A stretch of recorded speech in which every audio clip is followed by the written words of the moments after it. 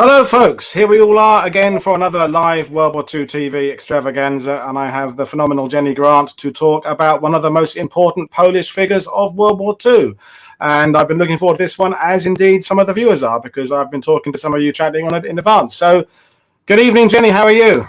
I'm very good, thank you, Paul. How are life?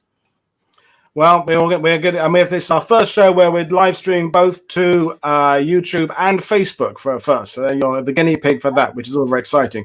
So before we start sharing your screen in your PowerPoint presentation, obviously people are watching. They know that silence in Polish on Twitter, and you're big on your Polish history and ancestry. And who are we talking about tonight? Okay, so we're talking about General Stanislaw Maczek, who is the chap who is in charge of creating the Polish Armoured Division 1942 that then takes the Poles into the Northwest Europe campaign in 1944. They liberate a series of towns in France, in Belgium and Netherlands, and wind up taking the surrender of the German forces at Wilhelmshaven in 1945. Super. So, he had an extraordinary life. I mean, he went through so many eras of Polish history. If he was around today, he went from sort of empire days, World War I, World War II, and then right up to the kind of end of communism. He's a very elderly man. So, Polish history is fascinating because of the many changes it had over, in some ways, a comparatively short space of time. So let's talk about him in World War II, and we'll put your screen up there, and I'll let you kind of go on with what we're going to talk about. So, yeah. Well, I'll let you start because it's going to be an easy show for me because I'm going to hand over to you and let you talk about him. Really? No, absolutely. So, I mean, one of the key things that you say is that he does live to such an age. So, July 1945, the British government switches recognition from the Polish government in exile to the communist-dominated provisional government in Poland. Maczek himself never acknowledges that this is the true government in Poland, and ends up having his Polish citizenship stripped from him. So after the war, he then sort of spends the rest of his life living in Edinburgh with his wife and his children. He lives to see the collapse of communism in Poland, but he himself actually never returns, and he dies as recently as 1994, aged 102. So his life, I think, is very much like a sort of a rock holding out against the lava flow of 20th century history. It's kind of a tragedy that his story and that of his men is so little known until the fall of communism, and it remains barely acknowledged. And the fact that his experiences and his insight don't really feature in many books written about Normandy. So I'm sitting here half a metre away from a book on the Canadian Army in Normandy. The name Maczek features twice in the index, and they get his first name wrong. So I think, thank you so much for inviting me on, Paul, because what I'm trying to do really is place the Poles back within sort of the mainstream of discussions of the Northwest Europe campaign, and to review Maczek's career, both because the story itself deserves to be better known, but also because his story sort of illuminates that of Poland's history through the late 19th and 20th century. And I know that's going to be your focus for this week. And thank you so much for bringing Polish history to the fore in that way. Well, I do what I can. And with regards to the Polish Armoured Division Normandy, they are an actual integral and important part of the fighting force, particularly in the pushing south of Caen.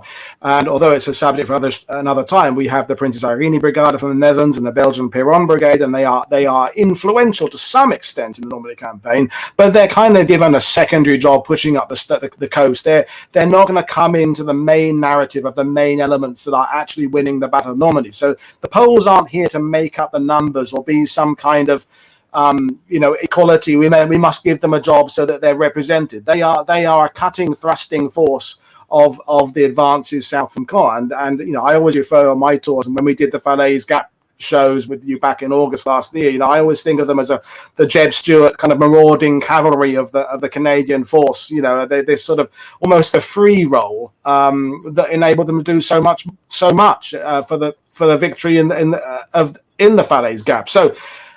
Yeah, it's as much my pleasure to have you on to talk about him as it is your pleasure, I guess, to give you a chance to talk about Polish issues. We're both happy, and our audience is happy, so there we are. So it's up to you where you're going to start with his career, because I mean, you could do an entire show just on his career in the Great War, couldn't you? But obviously, we're going to kind of skip through a little bit of that well, you'll do some, but I'll hand over to you now and let you tell us. And I'll jump in with questions, and also when we get interesting questions from viewers, we can ask them as well.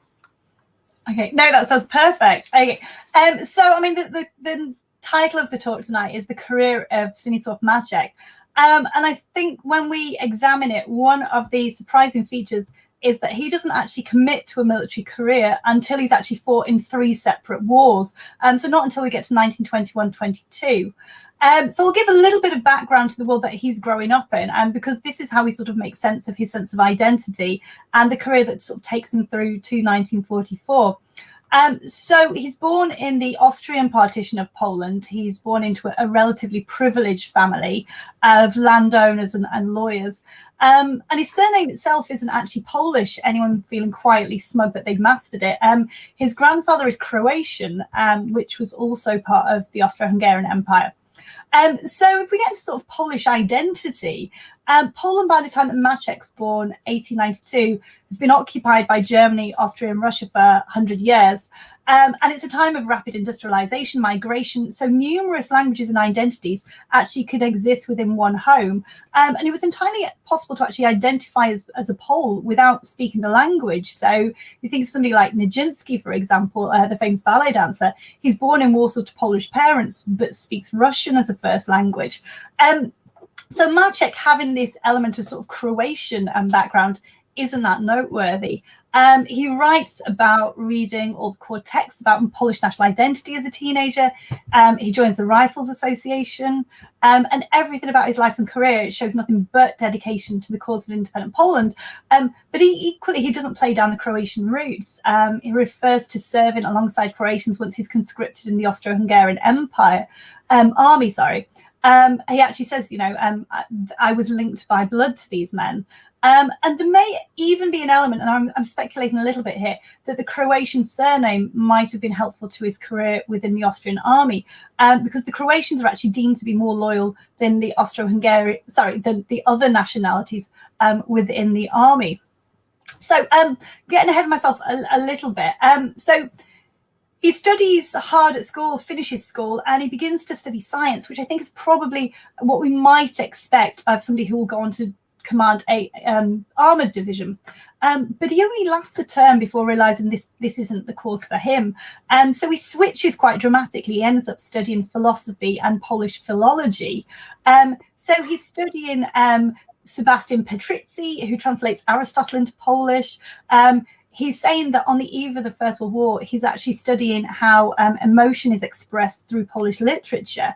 And he himself admits that this is a sort of unusual background to somebody who would then go on to pursue a military career. But you do see this sort of high level of culture and this sort of intellectual confidence. He's got an appreciation of the historical and cultural significance of cities such as sort of Ghent and Breda. And he sees that German occupation doesn't just threaten lives, but it also strikes at a nation's culture. And it's perhaps this that underpins his aversion to calling down airstrikes on the cities that he liberates. He prefers to sort of encircle and then sort of take by surprise, as he does with Breda. So this causes much less physical damage to the cities, but it does risk the lives of his men to a higher degree. And perhaps he sees that as a sort of price worth paying for defending European culture in a way that is sort of alien, I would say, to the sort of the Canadian and the American and the English, who much more identify as this sort of English-speaking peoples. He is of mainland Europe. So, as I say, he is part of these rifle associations that's going to be kind of the core of the Polish legions that Pilsudski puts together through the First World War.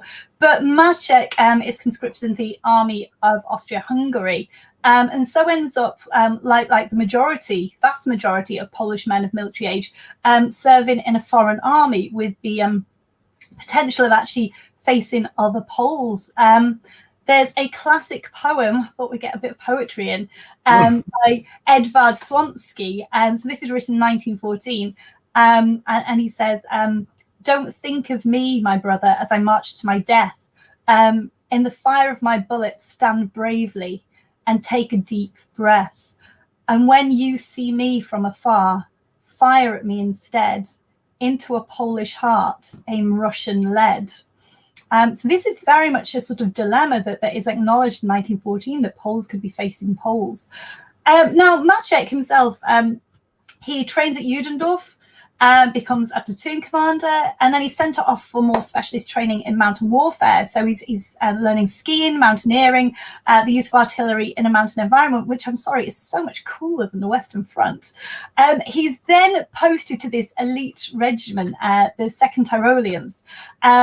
And then once Italy decides to join the war, he's sent over to the Isonzo Valley, which is rather famously the scene of 11 battles of varying degrees of sort of brutality and desperation. He's then given a position back in Austria, training students in mountain warfare. And then he is injured in 1916. He has quite a long period of convalescence. He has a leg injury, so he completes his degree. And then he returns to the Italian front in the summer of 1918. And we see him November 1918, so a little late in the day, he's promoted to be lieutenant. Now, I think for most men on the Western Front, November 1918 represents kind of the beginning of a return to normality. I mean, those that aren't sent off to Russia. But the end of fighting in the West is very much not the end of fighting in the East. We see the collapse of the Russian Empire, the Austro-Hungarian Empire, the Ottoman Empire, and we see numerous nations now carving out their own borders, regardless of what's been debated at the Paris Peace Conference. Sorry, I'm just going to scroll through a couple of slides here. So we've got this sort of fairly classic picture of the fighting at Isonzo. Okay. So Churchill rather witheringly sort of refers to these wars in the East. And he says, when the war of the giants is over, I'm not doing the impression, the war of the pygmies will begin, which is obviously incredibly sensitive of him. So there's any sense that Maczek can kind of return to a normal life and pick up his studies is undermined by the situation he finds once he returns to independent Poland. Poland is going to fight 5 wars after the end of the First World War. So he finds himself in the first war against the Ukrainians. He volunteers to help relieve Lvov. Originally, he's asked to help in Krakow, but he thinks he can do more good in his hometown. And it's kind of a sign of his confidence that he sort of asserts this authority. He's put in charge of what we'll call a sort of storm unit. I'm not quite sure what the exact English translation is. And this is basically horse-drawn carts with rifles, and they're carrying soldiers with grenades, heavy machine guns, and sort of horses for reconnaissance. The title of his memoirs is Od podwody do czołga, which is from these horse-drawn carts to tanks. So he's talking about the sort of the evolution of Polish armoured technology from these carts through to the tanks that he will be taken into Normandy. There's a nice sort of psychological aside he makes. He says that if you call a unit a flying unit or a storm unit, you'll get A, volunteers, and B, it's a huge boost for the men's morale. So his sort of tactics at the time are very much focused on speed, mobility, and surprise. There's a moment where he meets Pilsudski, that's described in Potomski's book, and he's described as being covered with dirt and mud with grenades tucked into his belt, which is all very impressive. So when we get to, do stop me, I do appreciate. No, I'm enthralled. I mean, I just maybe just the thing I had is that 1920s and 30s period was one of massive experimentation with the armies and all sorts of types of warfare, some of which were brilliant and flourished and pushed forward, and others were not so good. But the more experience you get, I keep thinking of the expression, he's a Renaissance man. I mean, the philosophical background, the well-read, the languages, travel, different countries. You look at the British and American armies at the same kind of time, they're maybe a little bit more stuck in one way of thinking. May or may not be the right way of thinking or the wrong way of thinking, but what people in Europe are experiencing in that period is a much wider variety of experiences and ideas for warfare. Some, yes, as I say, some of which are brilliant and some of which aren't. But you know, everything you've tried is all going to add to your experience. And I think you'll come on it later, I'm sure. But the artillery background, I think, is very important. And understanding of artillery, because particularly with what they end up doing in Normandy with the Canadian army pushing south, you need to have a complete mastery of artillery to make the best of that situation there, because that is the biggest sort of ace up our sleeve in what the 21st Army Group has. So that's my interjection. But yeah, carry on. It's brilliant. I'm enjoying it. Yeah, no. So, I mean, you're absolutely right. I mean, one of the challenges that the Poles face is that they're creating an army in the 20s. They're drawing on, you know, three military traditions, three distinct, you know, experiences. And then you've got the French who sort of come in with this military mission and then basically sort of take over the guidance of and rebuilding of the Polish military. And then you've got this focus on the cavalry, which, yes, sort of represents sort of Pilsudski's belief that it was the cavalry that had saved Warsaw against the Bolsheviks, but it also ties into the economic realities of Poland itself. So this is kind of this maelstrom of identity and fighting for what on earth is the Polish army and what should it be, is the world into which sort of Maczek is making his career decision. So he decides in 1921 to turn his back on further study and to go for a career in the military instead. There's a few reasons for this. The first is his family had suffered hugely since 1914. He himself, he's the oldest of four boys. He has a twin brother. And all three of his brothers died between 1914 and 1920. So, I mean, he's in his 20s, which is when you're making your life. This is the sort of the crossroads. And he's got this huge burden of you know, carrying forward his sort of brothers' futures. And then secondly, he's got this obvious cause, which is Poland is reborn. And its very existence has had to be sort of defended over and over again since independence. So there's this huge sense of sort of service and patriotic duty. And then thirdly, you know, he's a very good officer and he knows it. So he's got that sort of confidence in making this decision. So in 1922, the Polish army begins to sort of slim down its officer corps, begins to sort of reassess its priorities. As a result of his experience and his university career and his participation in the Rifles, he has this sort of impeccable record. So I'm going to go on. We've got a few tanks. I thought we'd get some tanks in. You can never have enough armoured vehicles. Yeah. No, I know. If time had allowed, I'd have had far more. And this is a wonderful archive, the NAC, these Polish archives.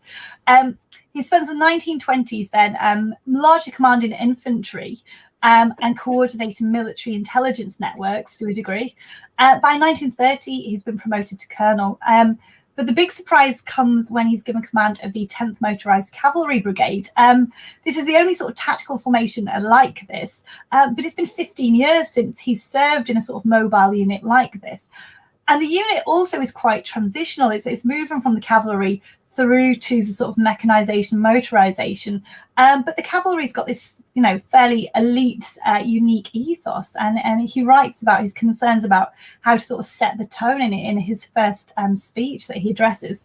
And he essentially says sort of, you know, listen up, boys, I will tolerate your bravado as long as you repay it in blood on the battlefield. And all the reports on his leadership at this time, they're sort of talking about his personal physicality, his energy. They talk about his intelligence, his popularity with men. They talk about his ability to be tactful with society, but they're also talking about his sort of tactical sense of decisiveness. But this brigade that he's presented with is so far from this sort of dream armoured unit. He sort of ends up with these sort of second-hand Vickers tanks, these TKS tankettes. So although Poland is building its own tanks, they buy the license of the Vickers, they make the 7TP and the 9TP is envisaged. This is not what the Poles are able to field in September 1939. So when the Germans actually sort of come over the Slovakian border, he plays this crucial role in actually holding them back. He's using anti-tank guns to sort of guard mountain passes and prevent the passage of the German armour through. And it very much sort of attests to his sort of skill and the leadership and the personal loyalty that he commands, that his unit is still intact when it is ordered to retreat towards Lvov and then crosses into Hungary. I mean, communications with headquarters are patchy. There's very much a sense after the first week, when Britain and France haven't responded, that Poland has been left to die. And you can see that desertion would be a really sort of reasonable response in all of this, but they don't. So we're going to move quickly through to Hungary then. So His unit then crosses Hungary into Hungary in mid-September 1939.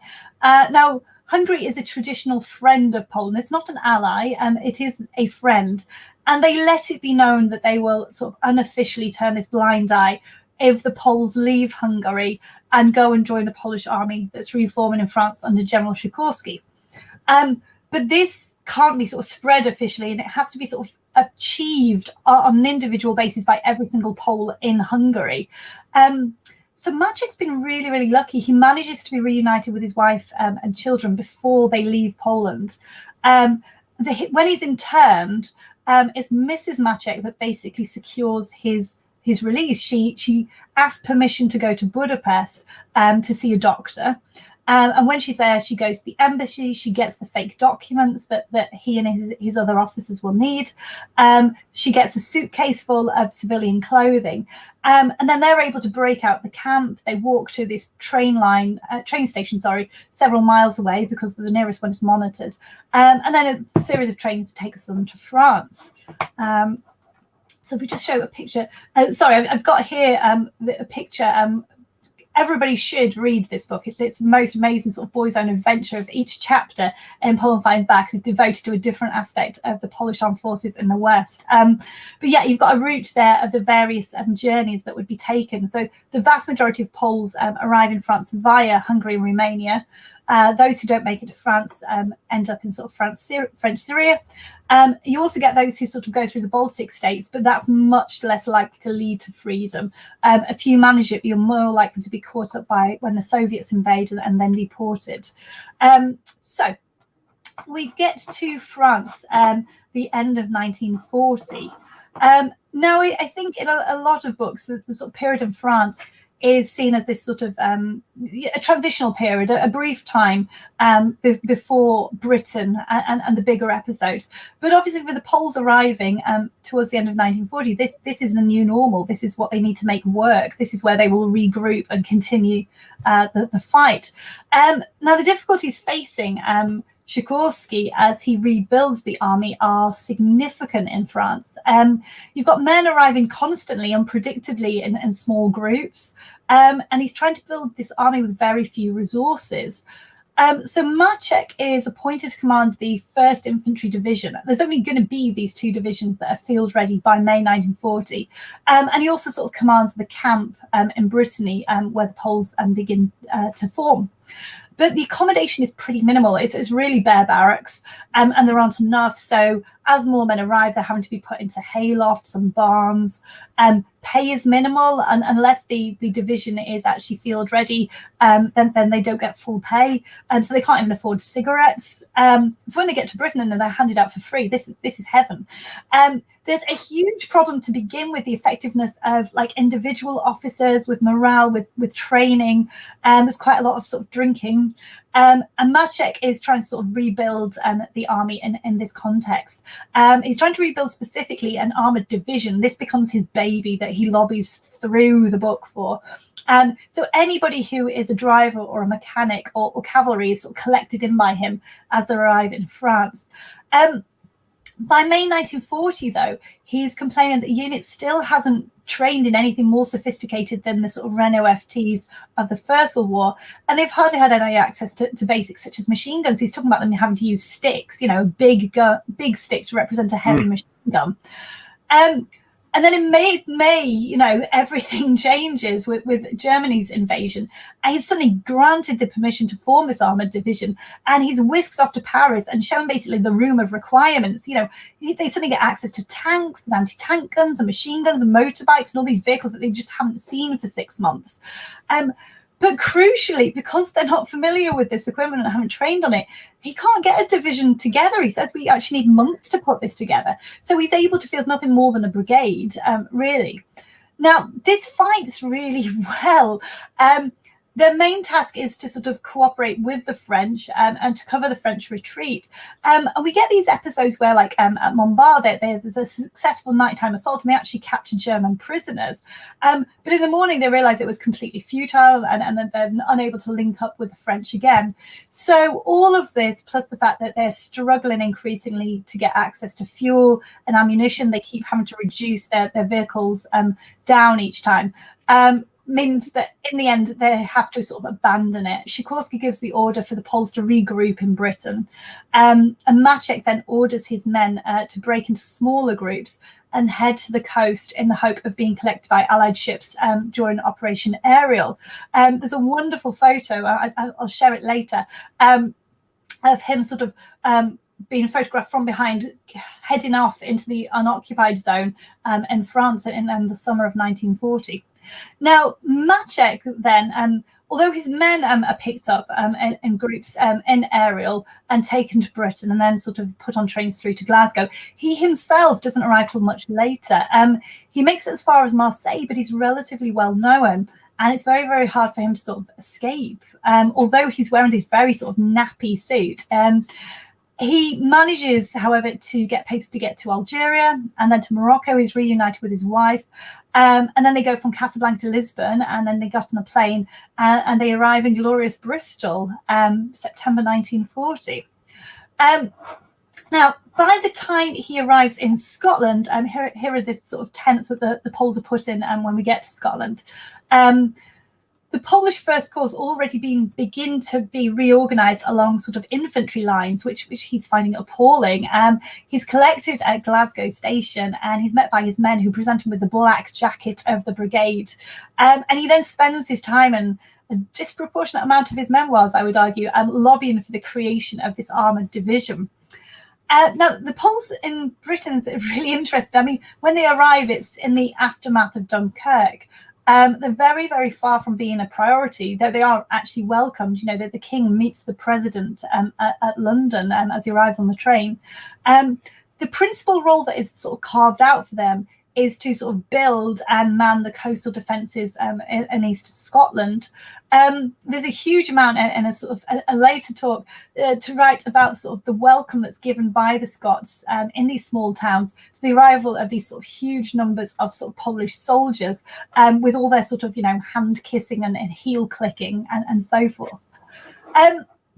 Now, one of the things that the Poles really respond to in Britain is they're actually taken seriously in a way that they hadn't been in France.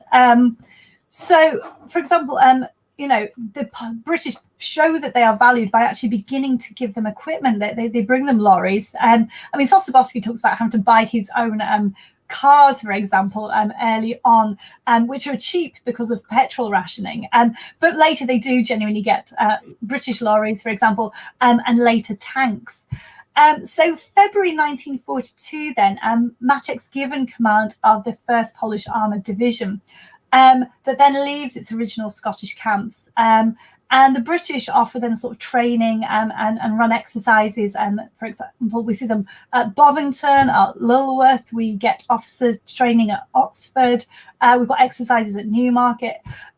They take part in exercises with British, Canadian, French divisions. And we see reports sort of praising their energy and initiative.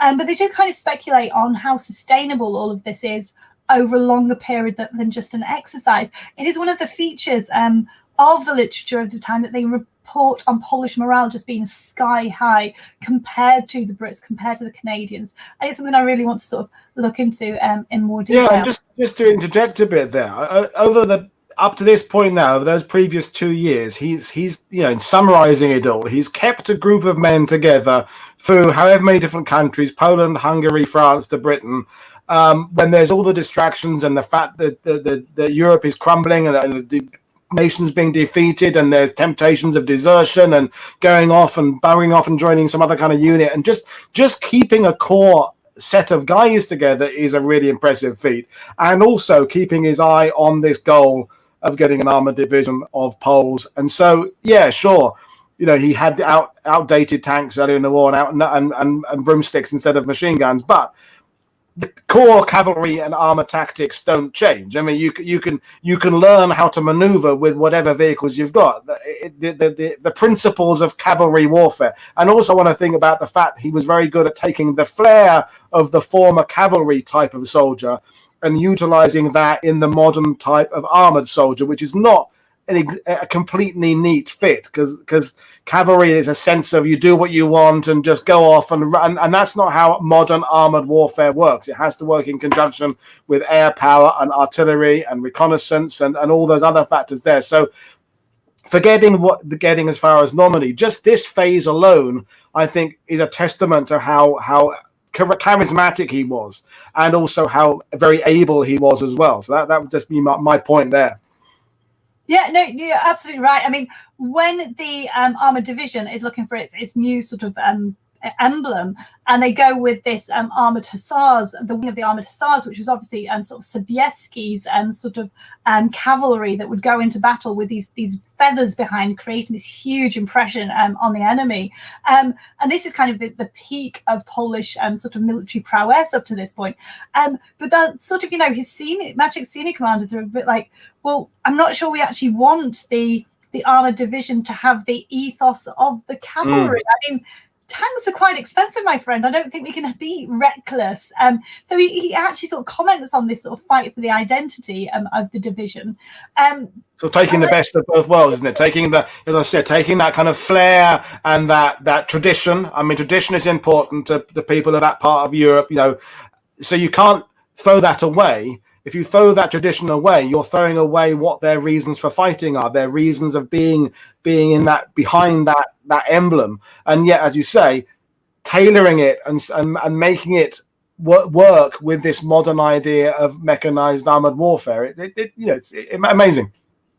Yeah, absolutely. And there's some of it where they're sort of consciously trying to create this sort of link to tradition. So, for example, you get, the Ulan regiment, for example, or you get the Podhalian regiment that's created. And these are sort of names of older, units. And you've also got a huge effort going on behind the scenes to actually sort of keep the Poles with a strong sense of identity. So you've got all the sort of the Polish newspapers and Polish press, and you've got this sort of theatre group that's attached to the division that will actually sort of, plays Polish music and humour. So it's not accidental. They're consciously trying to maintain this Polish identity they're hoping then will sort of motivate them to go through and to liberate Poland. That's the whole point of having this armoured division. Yes, it's Maczek's baby, but this is literally the only point in history that Poland is going to be able to afford an armoured division, because you've got Lend-Lease funds suddenly become available.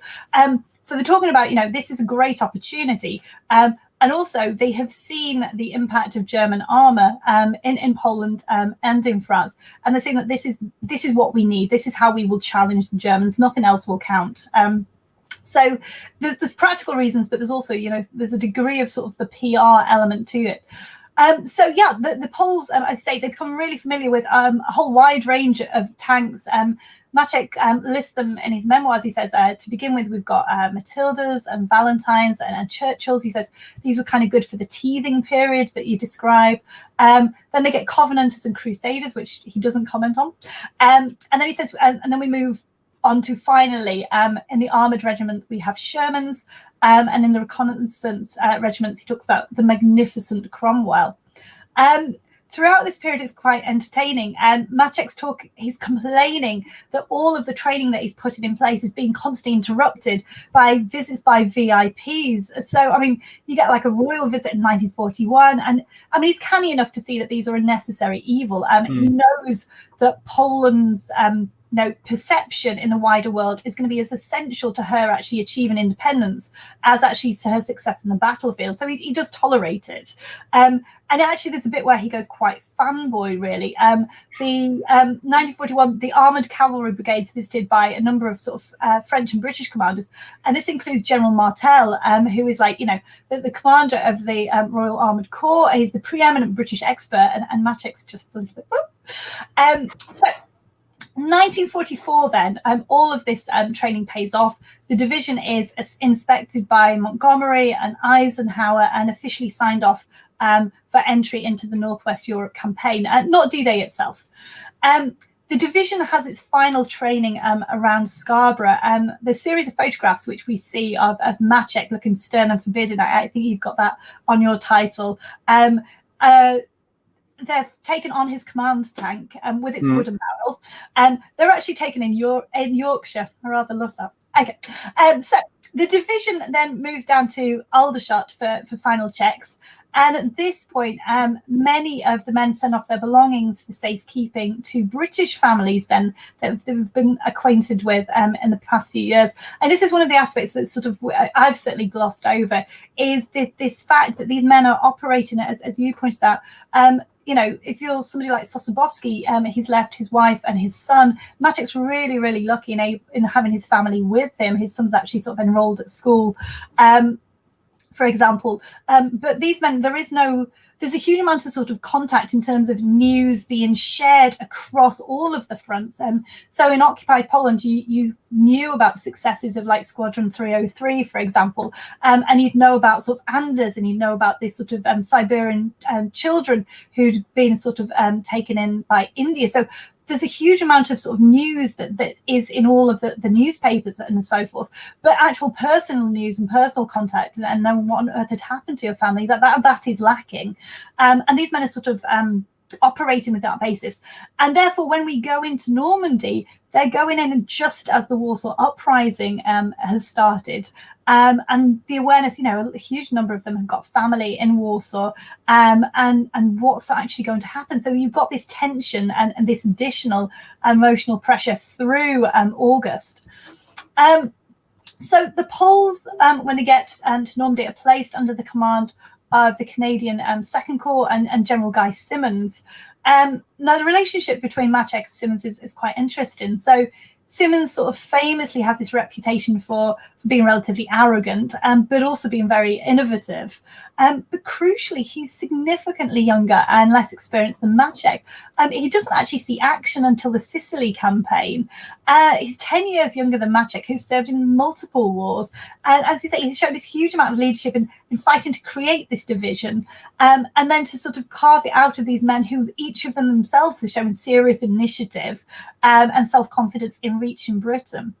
Now, the two men communicate in French. Maczek is fluent in at least 3 languages, but is not particularly confident in his English. And he talks about his small son, who's learning English, saying loudly in his hearing that Daddy's English is very bad. Very cute. Now, the Poles then first see action in Operation Totalize. Maczek has significant reservations about the plan, which he expresses at the time, particularly focused on the narrowness of the front. He has a very different vision for the use of armour than Simonds does. And obviously the operation begins less than fortuitously with this Allied air attack destroying part of the Polish and Canadian column. And then there's other issues related to, for example, the Poles being relatively new to the field. And then you've got this fundamental sort of mismatch between Polish and Canadian functions, which, you know, with hindsight, really did need addressing. So, for example, at Totalize, the Canadians and Poles give their objectives different names. The Poles rather beautifully name each of their objectives after a Polish town or city, so that they can literally beautifully liberate these places from German hands, which is gorgeous, but you can see how it's a source of confusion if the Canadians are using different names. So, and I think just to interrupt for a second, I think because I have to confess, more of my reading about the Second Canadian Corps is from the Canadian side, and the Terry Carp and those kind of people, and I wouldn't say they disregard the Polish element, but it certainly doesn't get the attention in those kind of books that the Canadian forces get. And before they were assigned, was there any at a higher level? Was there any debate about what they were going to do with this Polish Armoured Division? I mean, the general was busy just getting his division created, but what was happening behind the scenes? I mean, pre-August, were they considered at one point to just be an independent unit? What was there not fighting behind the scenes about them, or was there always a sort of plan in place? I'm honestly not sure how the decision's made. I mean, I know that they have been training with the Canadians through sort of 1944, 1945, and they've got quite a good relationship already in place. But why they're specifically given to the Canadians beyond, there seems to be space there. I'm honestly not sure. I've seen references to it's a communications issue, and the Canadians obviously all speak French. I mean, Simmons doesn't actually speak French. He's born in flipping Surrey, I think. His French isn't great, certainly. But the Poles have been in Britain for 4 years. They have managed to coordinate through the use of, lots of them have become very fluent in English. You've certainly got this role of, translators, liaison officers embedded. So I really can't see that it's communication that's the heart of the decision. But no, I need to look more into it. Absolutely. Just cultural, I think, isn't it? Just a different and yeah, I mean, I quite like Simmons, and he annoys me at the same time. I like the fact he's innovative, but at the same time, as I just shared the comment from Sheldrake there, he's a commander and a leader. He lacks the qualities with his men that I think Maczek has. And maybe there's some jealousy and career rivalry, and anyway. I'll let you continue. These ponderables, and it is interesting that we meaning the historical world, haven't analyzed these relationships, whereas we've analyzed Patton and Monty and Eisenhower and Monty for decades. That I could pick 30 books off my shelves of analyze those relationships. How many times have you ever analyzed Simmons and the relationship with the Poles? It's just not been done. No one has gone into that level of interest, which I think is a real shame, because there's obviously some stuff there that is pertinent, and I think we'd all find it very interesting. No, absolutely. I mean, for my PhD, I'm really trying to get at the basis of how are the Poles actually perceived. I think I was referring earlier to, I think there is a fissure in identity, that the Poles see themselves as European, and that they are personally invested in the cities and towns that they exist in. Whereas I think the Brits and the Canadians and Americans certainly see themselves much more as, an alliance across the Atlantic. So yeah, how the Poles actually fit into this is something that's not addressed. I mean, I've got English's book, sort of about, the Canadians' failure in high command, and the Poles don't, and you're just like, this is a whole division, and how that relationship actually. There's a wonderful dissertation about oh my gosh, I can't remember his name now, about language difficulties between the sort of the Poles and Canadians, but it doesn't really sort of tackle the cultural differences, which I'm sort of trying to get at, I think. But yeah, you're absolutely right. I think with Maczek and Simmons, is very, very different personalities, very, very different approaches. And I think once you get past Falaise, where it's Maczek is allowed much more to innovate and to be his own man, then the relationship works a lot better. And certainly when we talk about Wilhelmshaven, I mean, Simmons is just incredibly diplomatic in giving the Poles the opportunity for the Germans to surrender to them. He doesn't have to do that. But you do have the odd bits of tension through the memoirs. And Maczek generally, I mean, compared to like Sosabowski's memoirs, he's much more polite and diplomatic. There's far less criticism of anybody. So for him to actually criticize Simmons every now and then, it's actually a big deal for him. He's generally very sort of politically savvy. So yeah, I was going to say, by the time we get to sort of middle of August, and the German 7th Army is retreating, we see a much more sort of mobile role for the division. It's operating far to the sort of east of all of the sort of Allied forces. And we get a kind of insight here into sort of Maczek's approach to command. So he's very, very hands-on. He's sleeping under his tank each night. He's often operating in his command tank behind German lines. And he reflects in his memoirs. He's a deep chap. He talks about the evolution of the role of the commander. He's talking about move from gazing at a battlefield through a telescope to standing further behind the lines in modern warfare, for example. And the tank now allows him to actually command from the front once again. And the first time he experiences a tank in the 1920s, we think it's a Renault FT, and he hates it. I mean, partly because he's quite a big guy, but also because he feels cut off. He's unable to communicate or command. Whereas by the time we get to 1944, obviously, radio communication has evolved significantly. So he's able to sort of, this carve out his role and style of command lends itself to the technology of tanks as they are in 1944. But when it comes to Montormel, Hill 262, that this cork in the bottle that prevents thousands of Germans from sort of retreating, he has to trust to his officers. I mean, he's not there at the centre of the action, and his main role is kind of calling in supplies and reinforcements. And he's got quite a hard time actually persuading Simmons that the Polish situation is quite so desperate. But the Poles then gain this huge amount of respect from their allies in the aftermath of Chambois and 262. But the battle at Falaise is incredibly costly. Now, we can talk about recruitment a little bit. The Poles have struggled up to this point to actually recruit sufficient men for a full division. The Brits kind of turn a blind eye to the fact that they're missing the odd 1,000, and they certainly have no reserves. The reason for this, only a quarter of the Polish army that existed in France in 1940 were able to reach Britain. They'd hoped to recruit significant numbers from Polish community overseas in America and Canada and South America, but that really comes to nothing. They get a few, but the quality, again, isn't quite what they were looking for. But there's very, very few. Most of them at this point prefer to join the American army, or once America joins the war, for example. So we get to this point where the Poles could sit out the rest of the campaign. They've kind of, covered their name in glory. And now, yes, the tanks can be replaced, but the men very much can't. So there is a discussion about them sort of dropping out effectively. And Maczek says he's quite tempted. It's France, it's the autumn, it's rather lovely. But then he thinks about the bigger picture. He thinks about, Anders' army fight in Italy. Particularly, he's thinking about the Warsaw Uprising, which is ongoing. And he also sort of speculates that the rest of the campaign will be far less intense than Falaise had been. So why should the Brits and the Canadians and Americans pick up I think he refers to as the easy laurels?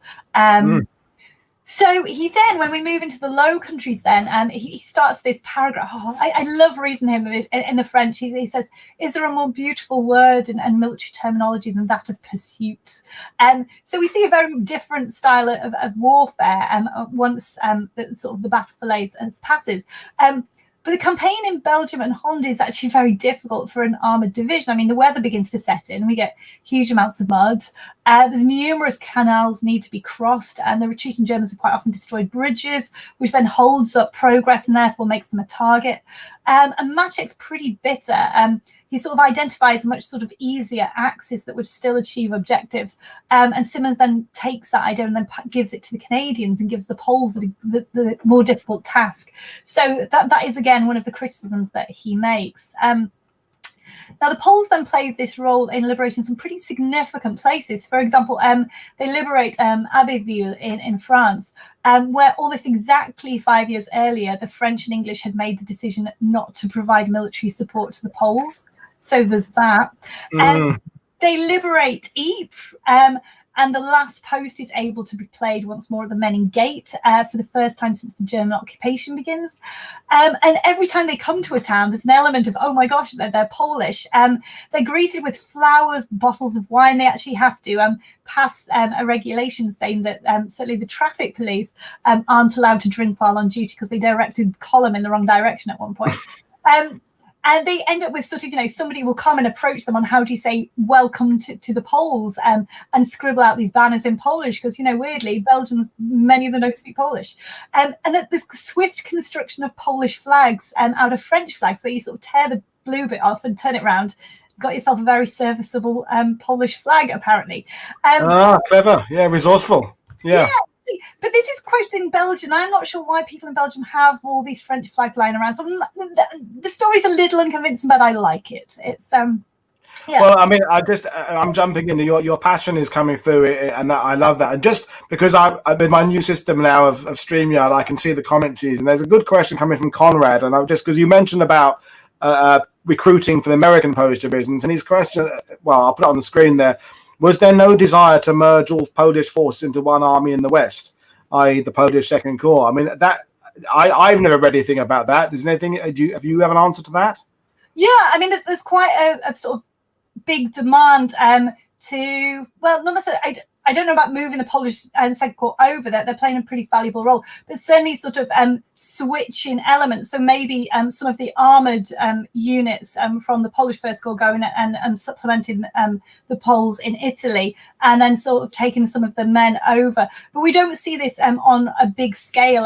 Logistically, I think the Brits just go, this is just too difficult to do this. So we do see quite a lot of Poles who've come from Siberia who aren't directed to the Polish Second Corps. They're directed back to the Polish First Corps up in Scotland.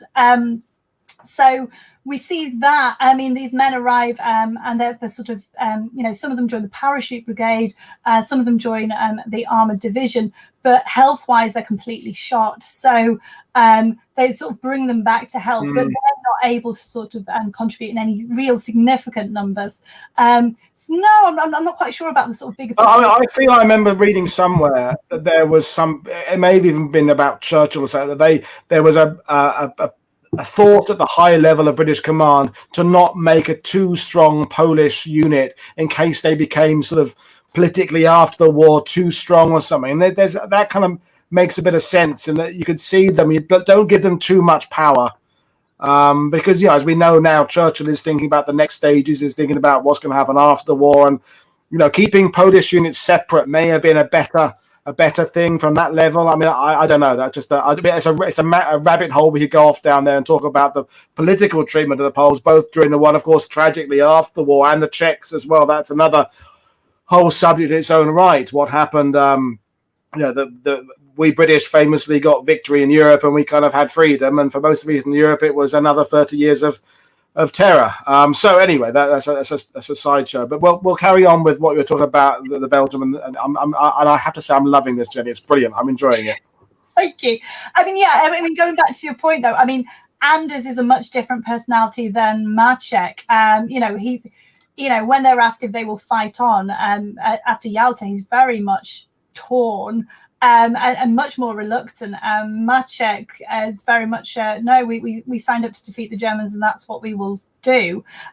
So I think the concern would be more about sort of Anders playing a bigger role within Europe than where he is.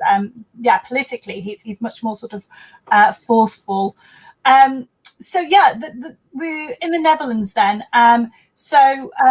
Links beautifully through to Yalta, and they winter in Breda. So they form these sort of deep relationships with the people. We get lots of marriages emerging from this. Maczek famously is buried in Breda. But the news begins to filter through. I mean, it's 76 years, pretty much to the day when it's the Yalta Conference. And the eastern section of Poland has been taken from Poland. And the Poles now face this dilemma. So, I mean, do they continue to fight and risk their lives for allies who've basically signed away their homes? And personally, I mean, what does the future hold for them if they return to Poland, or if they choose not to return? This is a sort of real problem at the heart of the Polish sort of effort here. Now, Maczek actually takes a little bit of sort of evil pleasure. He sort of describes a series of meetings with the Allied commanders as they try to broach the subject. But being Canadian or British, they're kind of a bit awkward and polite. So they kind of don't really raise the topic until the sort of coffee is brought in. And Montgomery sort of nails his reputation for diplomacy. He sort of chuckles and tells Maczek not to worry. He could always be a Soviet general. And at this point, Maczek refers to the political officers sort of concentrating really hard on his coffee. Maczek states, I'm just bringing a picture of Wilhelmshaven here. Maczek states that he and his men are of one mind. And again, this is in complete contrast to the response of Anders and the Second Corps. He says they will continue to fight because the defeat of Germany has always been their primary objective. And then Simmons touches Maczek greatly when he gives the Poles the honour of accepting the German surrender at Wilhelmshaven. And Maczek describes this sort of wonderful scene in his memoirs where the Germans are brought before the Canadians, no seats are offered, and Simmons begins to spell out the terms of surrender. And Maczek kind of admits that he begins to drift off a little bit at this point. It's brought back to attention when the Germans are told that it will be the Poles who take Wilhelmshaven. And he describes how the Germans hadn't actually sort of noticed his presence at this point, and they're brought up short. And Maczek kind of permits himself this sort of little smirk. Now, at this point, actually, Maczek leaves Germany for Scotland. He's given command of the 1st Polish Corps, which is expected to play a role in the occupation of Germany, but this doesn't actually occur. And to all intents and purposes, this represents the end of Maczek's career. I mean, we'll bring up a photo of him at his most dashing. He's 53. There's this wonderful book, The Soldiers of General Maczek, which was sort of put together to sort of commemorate this statue of Maczek in Warsaw. And it makes the point that, at this age and with this much prestige, a man in Maczek's position would be looking for senior command or a major political role. I mean, they quote the example of sort of Eisenhower, who's just 2 years older than Maczek. So, I mean, this is just not to be, is it? I mean, Maczek has his citizenship stripped from him. The Polish army in Britain is demobilized. It's filtered into the Polish Resettlement Corps, and with the idea that the Poles will sort of are prepared to enter the British job market. But the new Labour government, trying to sort of avoid a challenge from the trade unions, makes it a condition that the Poles could not compete with Brits for jobs. So we see lots of former officers, lawyers, academics ended up having to work in manual jobs, which is sort of far below their capabilities. I mean, Maczek most famously works as a barman until his retirement in the 1960s. But like many Poles, he ends up leading this sort of double life. Yes, he's in the bar, he's supporting his family, but he's spending his own time with his family and with his men, supporting his men. And then he's invited to various commemorative events, and he sort of hosts various dignitaries at his place in Edinburgh. We see, like, there's a wonderful photograph of Maczek standing under the Menin Gate in 1964 on the 20th anniversary of Ypres liberation. There's a photograph of him unveiling the sort of plaque in Glasgow commemorating Chopin's visit in 1848. So it kind of serves as this beacon of kind of honour and identity for the Poles who do rebuild their lives in Britain. And although his contribution is remembered very much in the sort of Belgian and Dutch towns that they liberate, I think his role deserves to be better known, certainly in Britain, where he lived for so very long. Yeah. Just to touch on the questions we're getting there, I'll put it on the screen there, and it's from so Robert Baker there. Did the first Polish Armoured add many German-Polish POWs to its ranks like Anders' army did? Yeah, absolutely. Not quite sure on the numbers, but yes, I mean, from the outset, they are taken in sort of Poles who've been conscripted into the Wehrmacht, and then they're brought in. I'm not quite sure. I'm actually getting books sent over from Poland imminently. I'm very excited about how the actual sort of training and integration happens. A lot of them are actually sent to Scotland rather than reinforcing the numbers in France and form this sort of name escapes me, this other brigade that's supposed to then see action. And actually the presence of these Poles in Scotland who've been fighting, with the Nazis, effectively, they encounter quite a lot of hostility. So we see lots of press reports on, if these guys had tried to escape, their families would have been punished. Please show mercy to them. So yeah, I'm not quite sure on the numbers, but it wasn't going to be enough to actually But it did happen. And another question, a tougher one now, it's going back to the totalised and tractable days, really, but it's from David O'Keefe, of course, joined you on the Falaise shows back in August last year. And has Jenny been able to shed any more light on the hard feelings between Canadians and Poles that came out of Worthington Force episode and its sequel at the Mace when the 4th Armoured took their time to reaching the Polish lines? And that goes back to that relationship between the Poles and the Canadians, which we kind of touched on it earlier, but there's not really enough, from my point of view, written about it to really understand it. But what is your response to that? Yeah, no, I very much remember the question, and it's definitely on my list. I've been focusing at the moment on the Polish Corps in Scotland and sort of rebuilding, and so we haven't got as far as the sort of Canadians. So no, I don't have any new information on that, but it's certainly something I'm wanting to look into. Yeah, well, I know all about having projects ahead of me that I never quite get around to starting, but that's welcome to my world. But I'm interested really in how do you think he is regarded now by people outside of Poland? Well, firstly, how is he regarded by Polish students of military history today? how is he regarded? He to me, he must be a superstar, pretty much. Yeah, am I right? I would like to think I'm right. I hope I'm right. Yeah, absolutely. I mean, he's got stamps with his image. You've got graphic novels. You've made it. You've got a graphic novel. There's a statue in Warsaw that I was referring to. I think you get schools named after him now. But this is in distinct contrast, obviously, to the reception that he would have known. Later when communism falls, he's given honours and invited to Poland, for example. But that wasn't true the vast majority. Poland today, he's very much he's one of the sort of forgotten generals, where there is very much this sense of these men, along with sort of Sosabowski, Komorowski, who had, played such a crucial role in the Polish war effort, and then was sort of their position was diminished so much, remaining in Britain. He's much more well known, but I think it's a surprise that he just wasn't for huge amounts of this sort of the post-war period, and that his role was played down, definitely. And definitely not well known enough amongst the English-speaking historians. When you were talking earlier, I was trying to think of any other divisional armored commanders I can think of from the ETO who were better than him at what he did. And I can't really come up with the names. The commander of the American Super Sixth was pretty good. The Second Armored Division. I can't remember all their names off the top of my head, but he's this. I can certainly think of no one better than him, and I can definitely think of people worse than him. When we go back to the performance of the 11th Armored Division, sometimes in Normandy, the 7th Armored Division, who changed very. I think Maczek is an exceptionally good at what he does, and is able to assist. We're going back to the relationship with Simmons. Simmons was new, and Simmons is trying to do these innovative advances and techniques.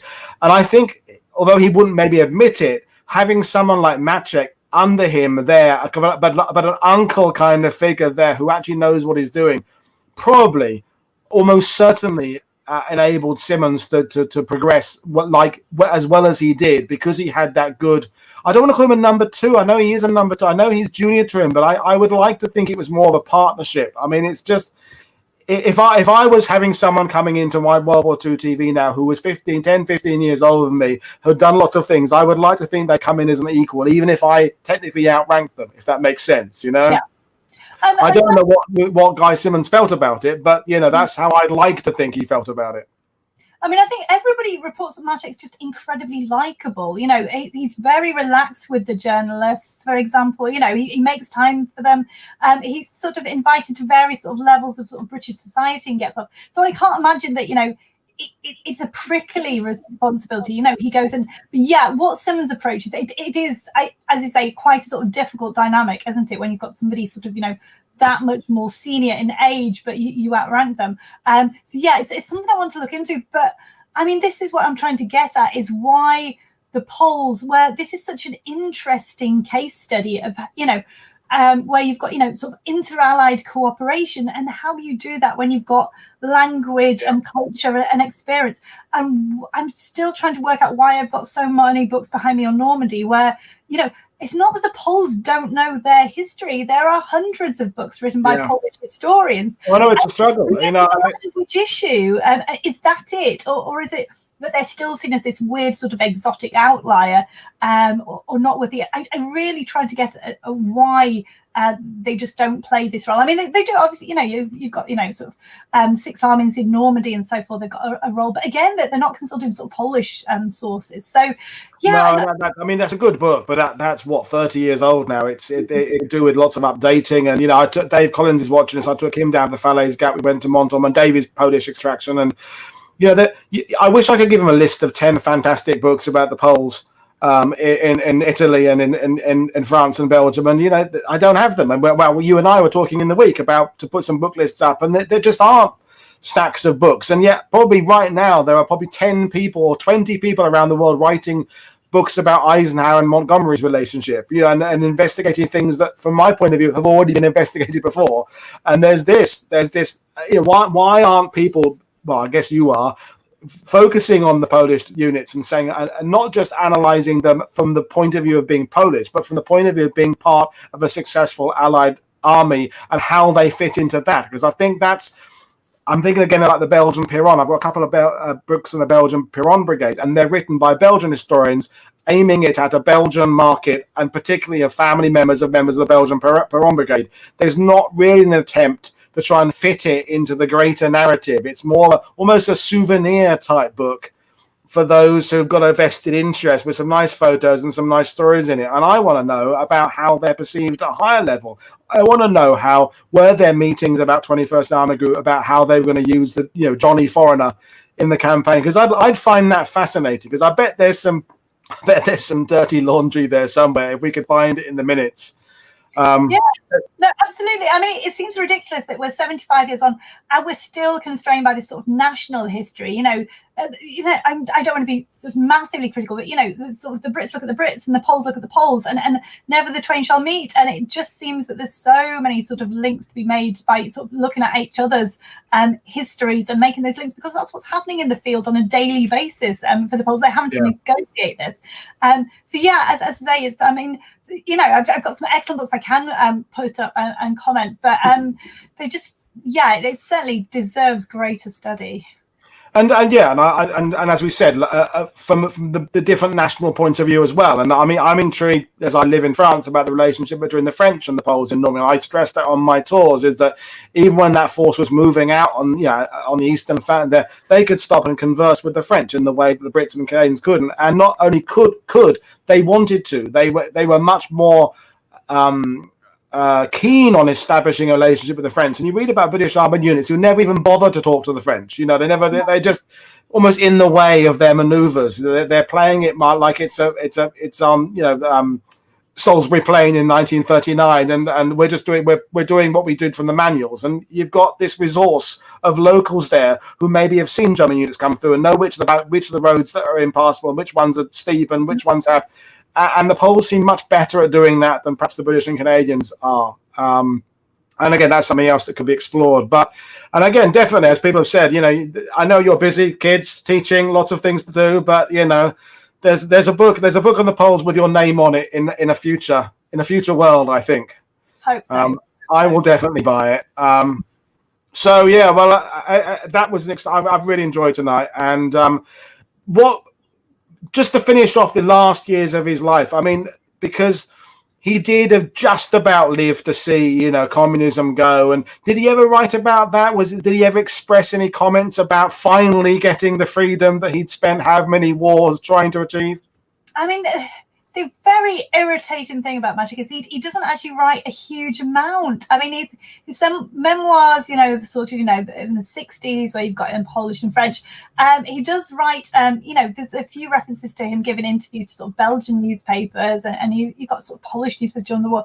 But there just doesn't seem to be this body of writing that you would hope that he had left us with, which... Yeah, I think that's one of the great tragedies, that he's got this insight. He's sat there in Edinburgh for all this time, and nobody comes and sort of, picks his brain on all of this. Yeah, there's Churchill's doing how many 74 volumes a month, and Monty does his memoirs and gets himself on interview shows all the time, and Maczek is ignored. And we could do another show about Solzhenitsyn in the future as well, because another figure who has a sort of tragic fall in many ways, and yet, of course, was revered in A Bridge Too Far. That kind of revitalized him to a certain extent, despite Gene Hackman's bizarre General Browning business. But that's another topic another day. But so in order to I'm actually going to play a promo. I'm going to give Jenny a time of a break of water. I'm going to play a promo for our next show, because I can do that now with my new system. So let's 10-second playing a promo.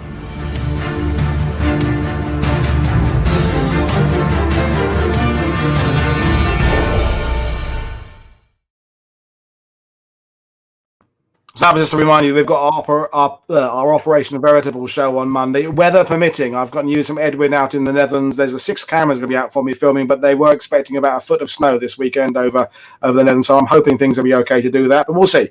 But in terms of what we're doing here tonight, I've thoroughly enjoyed that, Jenny. And if there's anyone watching who could help, what things are you looking for in the way of Polish archives or anything? I mean, because there's David O'Keefe in Canada. Are there things that you are looking for in your research?